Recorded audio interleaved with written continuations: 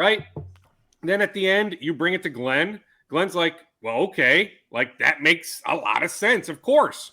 Like Right. really good coach, let's extend him, especially after, the success of, the regular season right up until the end of that regular season before the debacle in the playoff series, right? Although Chris Finch is still a very, very good coach. So like to me, that was a no-brainer. The president of operations, I'm telling you, that's where it's a little bit more complicated. I can tell you, Judd, I have spoken about two names for a while, going back to last September. Elton Brand, number 2 in Philly. Landry Fields, either number 2 or number 3 in Atlanta. I'm just telling you now, Judd, as I advance this story, my strong sense is Mark and Alex are aiming higher, significantly higher. They are not looking to bring in the number 2 in Philly or the number 2 or number 3 in Atlanta. God. They are aiming for a number 1. Play the sounder.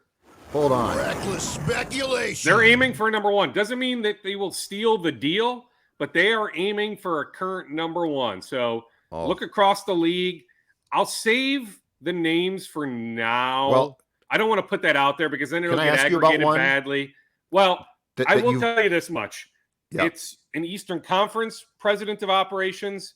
It's 2 Western Conference president of operations. Now, one name that you had brought up previously, way back when, I think before Gerson, was the Toronto president of basketball operations, who obviously a lot of teams desired and made pitches for. Would he be back in the mix here possibly? And I don't even know if he wants to leave Toronto at this point, but that was one you definitely broached, a couple years back. Yeah, well, that's Masai Ujiri. Yeah, we brought him up. Ujiri. Yeah, a while ago. I mean, I don't remember the exact time frame, but yeah, Masai Ujiri, who is considered, if he's not the best final decision maker in the league, he is certainly top 2 or top 3. He is brilliant. He signed a new deal since that scuttlebutt was out there of Wolves' interest. But could you renew said interest? Sure. Absolutely. Okay. Now, to me, it would take a sliver of ownership. Like, I just don't see Masai Ujiri coming here for a raise. Mm-hmm. Like, my understanding is he really, really likes it in Toronto. It's a really good situation for him. He's got the power that he wants. He's got control of the front office. He has a great working relationship with ownership. There are question marks here, Judd, right? There's been a lot of drama here going back years. Not necessarily the last 9 months, but there's been drama. Yep. You have Mark and Alex, who, at least with Mark, I really like. But there are still question marks about those 2 individuals, including on the financial side. My point is, if you are Masai Ujiri, how desirable is coming here to Minnesota, leaving a really good situation in Toronto? Like, I have a hard time seeing that. Now, to suggest that the Wolves have interest in Masai, okay. Go ahead. Because I have thrown that name out there. So I'll advance it further. When I say there's an Eastern Conference president of operations, at least on their radar, I can't tell you how far it's advanced. Heck, if it's advanced out of the office, right? It may just be internal dialogue. But yes, Masai Ujiri is somebody that very, very, very, very, very much appeals, certainly to Mark and Alex. So much off of this. Okay, I'm going to ask you a question that's going to rely on your reporting on the story, but also probably for you to, as we love to do on the show, recklessly speculate. Is there a scenario, because I'm with you, I can't see Glenn's saying, oh, that's great, let's hire that guy and I'll pay him 10 times what I'm paying my current Pobo who's not the Pobo. Is there a scenario, and is it legal for Alex and Mark to basically pick up the paycheck right now and say, Glenn, we are still completing to buy the team. We've got that in escrow. I don't know how that exactly works, but here's our second bank account. And our second bank account allows us to pay a top executive who's going to earn top dollar. And we want you to contribute, let's say, what you would have paid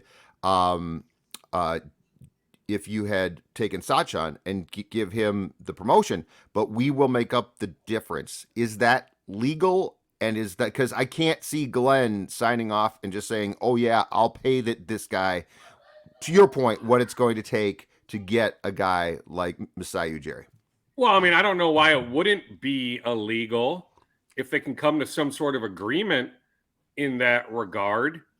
But are we positive that Mark and Alex have that sort of financial flexibility?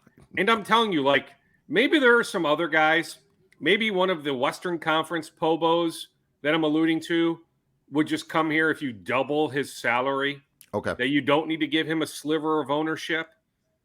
But like giving a sliver of ownership to get a guy like you, Jerry, like that would take a good amount of convincing, I think, by Mark and Alex, to get Glenn on board. Now, Glenn has been influenced many, many times over the years.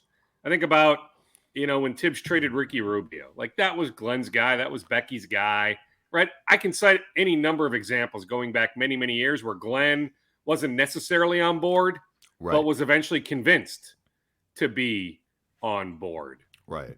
But like, that's part of, I think, the situation that complicates things, right?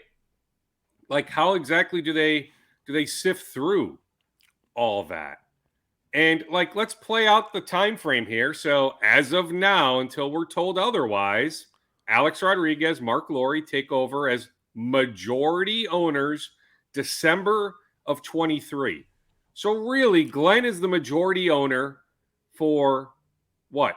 One more season, right? 22, 23, one full season, then a little bit into that following season. Like we're talking, what, 4 weeks, 5 weeks? Figure opening night is what, October 18th, October 20th, somewhere in that ballpark.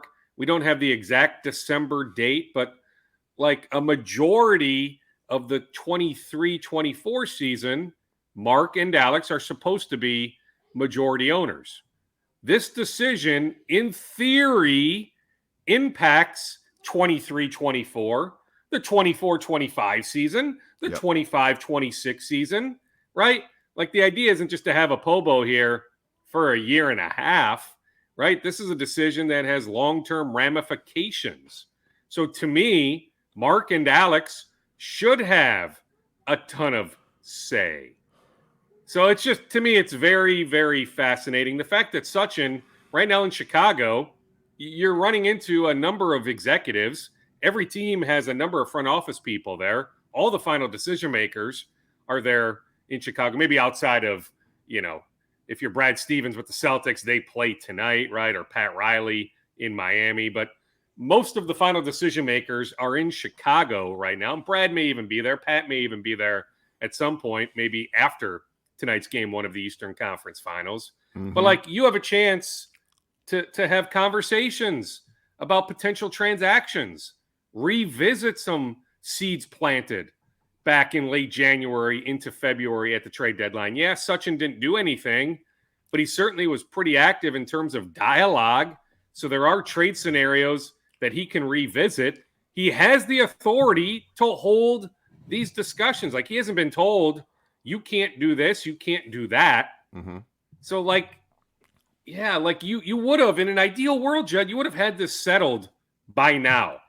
Like this pre-draft combine, this gathering in Chicago right now is pretty much, it's the unofficial start of pre-draft season, even though the scouting's been going on for a while. It really is, when you have all the executives in one location, it is the start of the off season with the trade talk picking up. What does this signify then about how A-Rod and Mark Lowry feel about this team right now? And is this an attempt by them to put their own stamp on things, or do they really think, Dukes, in your mind, that they can improve upon what Gupta would do? I think it's more the stamp. I think it's more the big splash. I think it's them, wanting to aim very high, right? That they would love. Like, my understanding is Mark and Alex really, really like Sachin. They would love Sachin to be here next season and beyond. Just not necessarily as the number one, right? So to me, it's nothing against Sachin. It's more them wanting to aim for the stars. That is so intriguing. Well, it's very intriguing because you can aim for the stars. It still takes two to tango. Okay. Like, let me lay it out more succinctly. Like, unless you hate your current situation, like I had somebody on Twitter last night say, what about Lawrence Frank? So he's the final decision maker with the Los Angeles Clippers. Yep. Like, that made me chuckle. So you're working for Ballmer, right? And you're in Los Angeles, and you have a healthy Kawhi Leonard coming back next season? Yeah. Why the bleep would you leave Los Angeles working for that owner You like the to Midwest. come to Minnesota? You like the snow. You love winters, Doogie. Like, come on. Hey, Dukes, take your reporter hat off and put your analyst hat on and tell me this. Does this make sense? Or is this guys trying to do something for the sake of doing something that has too much potential? Because you've been saying for weeks now, for the first time in years, there's harmony, like things are going well. Is this guys trying to overstep what they should be doing and ultimately could be a far bigger mistake than success? Because there's no question, it does feel like, despite the playoffs being disappointing for sure, this team is on the right track with its coach, with its direction for the first time in forever. I would hire Sachin Gupta as my president of operations. He has earned this opportunity. He could have been Sacramento's final decision maker, bowed out of that process. He has spent time in the front offices of Detroit, Philadelphia, Houston, now here. He is more than ready. You just said it. It's kumbaya over there. Why disrupt that? Although Pat Bev, after being on ESPN yesterday, Anthony Edwards on Instagram, he may have disrupted some things. Right, Yeah. both those guys may have disrupted some things. That's another story. And that's writing not some inaccurate. checks that they're going to have to cash next season. But that's a different talking point. But Chris Finch is happy. The synergy Finch with Gupta, you don't F with that. Okay. To me, it's a very easy decision. It really is. You elevate Sachin Gupta. That's what I would do. This is so intriguing. And let's go from Wolves to what? Twins? Little Vikings? What's next in the scoop bag? Well, sure. If you want to go with the Twins, but I will finish on the Wolves. They hosted a bunch of draft prospects, more second-round guys or undrafted guys late last week. They had a bunch of guys in on Thursday, then Friday, including a couple local guys, Theo John, Champlain Park High School, Marquette and Duke, Kerwin Walton Jr., Hopkins High School, North Carolina. Now he's in the transfer portal. Creighton has interest, Iowa State, a couple other schools. But I think Kerwin Walton Jr., who is maintaining college eligibility, ends up playing another year of college ball, but nice to get feedback. But I put on the latest Scoop podcast, I recorded a new one on Sunday. I listed all the names that I was aware of. I had like 7 or 8 of the names. The Wolves don't announce. Some teams announce the pre-draft workouts, which why not? Who cares? But the Wolves don't. So as a reporter, I like to dig. So because the Wolves don't announce their pre-draft workouts, I like to find out. I like that. Who's there. So I didn't have all 12 names, but I had like 7 or 8 of the 12 names that were in town. And if I knew that there was a first-round talent in town, I would have dug further. I didn't care about all 12. I just cared about a handful. All right. Then we also have Karl Anthony Towns, the stem cell treatment. I was told on Sunday, it's maintenance, it's cleanup, but still worth monitoring, right? Yes. Like right now he doesn't need surgery, but will he eventually need surgery? So that's just one to store in the back of our minds, right? Like stem cell, those are still scary words, right? So he's on the road to recovery. He should be able to get back on the court at some point this summer. Don't dismiss it. Let's just keep an eye on it, right? Yeah, don't dismiss it, even though it wasn't a full-fledged surgery. It was more a procedure to hopefully avoid surgery down the road. All right, on the Twins. So I am told the Twins are comfortable playing Royce Lewis at more than shortstop. He was good again last night in the win in Oakland. Like, Judd, they can't send him down. And I'll be shocked. Like, Carlos Correa is close. Don't know if it'll be today. Might be more so tomorrow or even Friday in Kansas City when he comes off the injured list. Like, I will be very surprised if the move is Correa activated, Lewis back to St. Paul. The idea is for Lewis to play every day. Then he needs the reps. He can't sit on the bench, but you can find a spot for Royce Lewis. He is athletic enough, whether it's left field, Yes. heck, even third base. Gio Urshela has been great defensively at third base, but it's not like the bat's been there. So you could get him some reps at third base or even first base. He can play first base. So I'm just telling you, I don't know specifically where the Twins could put him, but like those are three logical places. But I am told that the Twins have discussed internally, and even I think maybe even a little bit externally. I haven't heard every interview that's been out there, but they feel comfortable playing him at more than shortstop. Can I suggest this too, that there could be days with what we have learned in recent days about Buxton, that there could be days where Lewis in left, Celestino in center, or if you want, because Royce played there in the Arizona Fall League, I think in 2019, Lewis in center, Celestino in left, because you can never have enough guys who can play center field on the field together. Yes, that also makes sense. And Celestino has proven that he belongs. He looks legit. There's no reason to send Celestino down. So however you want to mix and match. Yeah, Lewis did play some center field. Yeah, it was the Arizona Fall League in 19. So he's played it. He's an athlete, right? And he belongs here. I get it. They're all athletes. But you watch Royce move pregame. I was over there last homestand. You watch that guy move. Trust me.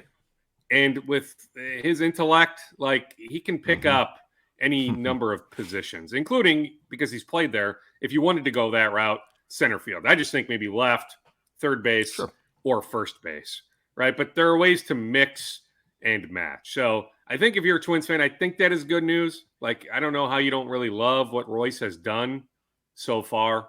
And the easy schedule continues, right, Jed? I asked you in this spot, was it 2 weeks ago or was it last week? I said, will the Twins ever dip below 500? At the time I asked you, Judd, the Twins were 5 games over 500. So I said to you, the rest of this season, will they ever dip below 500? You said yes. I paused because I knew how easy the schedule was this month. They continue to beat up on Oakland. Then they've got the Royals. The schedule, the rest of this month is pretty darn easy. So they may grow that number over 500. I don't know what it is this morning. I didn't look at the standings early this morning, but it's more than 5, right? I don't know if it's 6, 7, or 8 games over 500 right this second, but it would take a significant losing streak or something like losing 8 of 12, 9 of 11, something like that for them to dip below. So good times right now with the Twins. The bullpen has been very good. 21-15 as of this morning. Okay, so 6 over. Up on the White Sox, 6 over. All right, so 6 over. So you still may take that bet, because the schedule will get more complicated, more difficult as we get into the summer months. There is a long way to go.